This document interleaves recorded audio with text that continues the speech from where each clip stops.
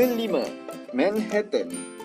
Manhattan ialah salah satu daripada 5 daerah yang terletak di Bandaraya New York. Dari segi jumlah penduduk, ia merupakan daerah perbandaran yang ketiga terbesar di antara 5 daerah perbandaran di New York. Walaupun ia hanyalah daerah perbandaran yang terkecil dari segi keluasan, namun komuniti yang berada di Manhattan adalah yang paling padat penduduknya di Amerika Syarikat. Jumlah penduduknya pada tahun 2008 ialah sebanyak 1.6 juta orang di kawasan seluas 59.47 km persegi. Ini bermaksud seramai 71,000 penghuni bagi setiap 27 km persegi. Maka kediaman jenis apartmen banyak dibina dan jangan terkejut kerana masih ada apartmen yang berkeluasan cuma 78 kaki persegi pada zaman ini dibina. Dua fakta pelik dan tak masuk akal. Pertama adalah masih ada yang sanggup menghuni apartmen sekecil ini, dan kedua ianya dibina di bandar paling mahal di dunia. Agaknya pelik, sesebuah bandar yang maju dan mempunyai ekonomi yang kukuh, tetapi rakyatnya masih tidak dapat hidup dalam keadaan yang lebih selesa. Sebut berkenaan harga, jangan terkejut kerana harganya tidaklah sekecil saiz rumahnya. Sewanya saja sebanyak RM3,250 sebulan serta tiada air dan juga dapur. Mereka perlu berkongsi bilik air yang terletak di luar apartmen. Keempat, London. London ialah ibu kota England dan United Kingdom. Ia juga merupakan kawasan metropolitan yang terbesar di United Kingdom. London merupakan salah sebuah pusat kewangan terbesar di dunia dan juga mempunyai KDNK bandaraya kelima tertinggi di dunia, malah yang terbesar di Eropah. Pada Julai 2010, dengan jumlah penduduk rasmi adalah sebanyak 7,825,200 orang, menjadikan London merupakan kawasan pembandaran yang paling ramai penduduknya di Kesatuan Eropah. Dalam arus pemodenan kini, siapa sangka terdapat apartmen paling kecil di benua Eropah. Yang menariknya, saiz apartmen ini hanyalah sebesar 60.5 kaki persegi dan harganya juga sangat mahal, iaitu sekitar RM650,000 Malaysia. Dan tidak masuk akal. Hal ini kerana lokasinya terletak di Knightsbridge, iaitu kawasan elit termahal di London. Dengan saiz kecil ini, ia tiada beza seperti sebuah stor penyimpanan di rumah. Untuk info, apartmen ini sebelum ini merupakan tempat penyimpanan penyapu. Namun pada tahun 1987, ia dijadikan apartmen bagi mereka yang gemar untuk bersendirian dan menyukai ruang kecil serta tidak gemar dilawati oleh tetamu.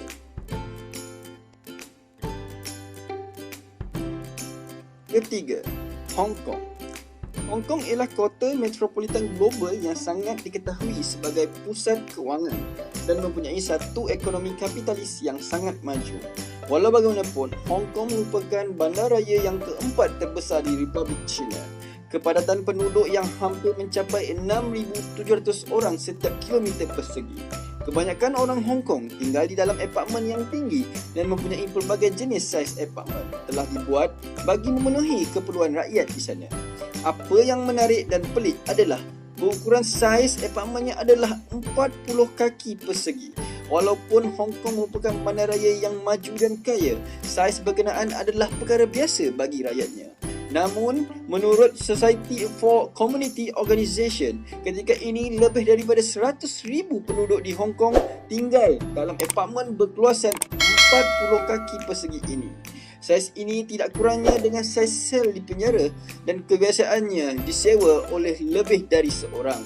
Ianya hanya mampu memuatkan sekitar 4 orang dalam satu masa dan mereka perlu bijak dalam memilih perabot dan susun atur yang lebih minimalis. Tetapi amat mengejutkan kerana sewanya adalah sekitar RM4,387. Maka tidak heranlah sekiranya Hong Kong dikatakan sebagai kota metropolitan. Mungkin gaji di sana sangat lumayan jika dibelanjakan di Malaysia.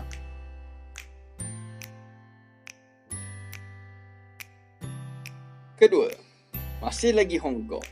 Tidak cukup 40 kaki persegi rumah apartmen dibina bagi rakyatnya yang mempunyai kerjaya yang pertengahan sederhana.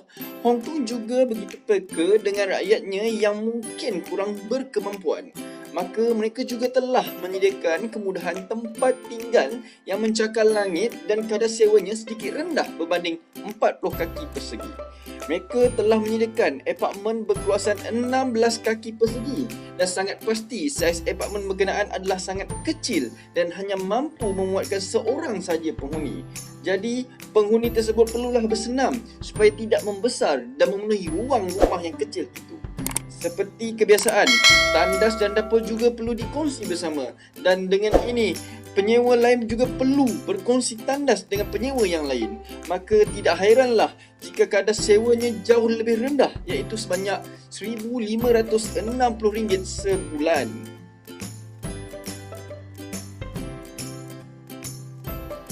Pertama, Hong Kong lagi. Jika dilihat kepada keadaan sekitar Hong Kong, pasti anda terpegun dengan fasiliti-fasiliti yang mereka ada. Walaupun pembinaan apartmen semakin banyak di Hong Kong, mereka masih mengekalkan kira-kira 60% daripada tanah di Hong Kong bagi tujuan hutan simpan dan taman desa. Boleh dikatakan anda sukar untuk melihat gelandangan-gelandangan atau individu yang tiada tempat tinggal. Hal ini kerana Hong Kong juga menyediakan apartmen kepada golongan tersebut. Hebat bukan? Saiznya amat mengejutkan, iaitu hanya sekitar 4 kaki persegi. Memang muat-muat untuk tidur dan perlu membengkokkan sedikit badan sebelum tidur. Apartmen ini merupakan sangkar 4 kaki persegi dan ianya wujud bermula dari tahun 1950 lagi. Bentuknya seperti sangkar dan ia disusun di atas satu sama lain. Kebanyakan penyewanya adalah bujang dan tidak berkahwin. Mereka adalah golongan yang hanya hidup dengan bantuan kerajaan dan kadar sewa bagi rumah ini adalah sekitar RM680 sebulan.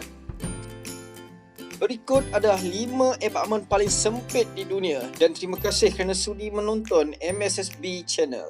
Jangan lupa tekan butang subscribe dan hit butang loceng untuk mendapatkan info-info terbaru. Dan jangan lupa share dan tinggalkan komen di bawah supaya saya boleh menghasilkan video-video yang lebih bermanfaat untuk anda semua.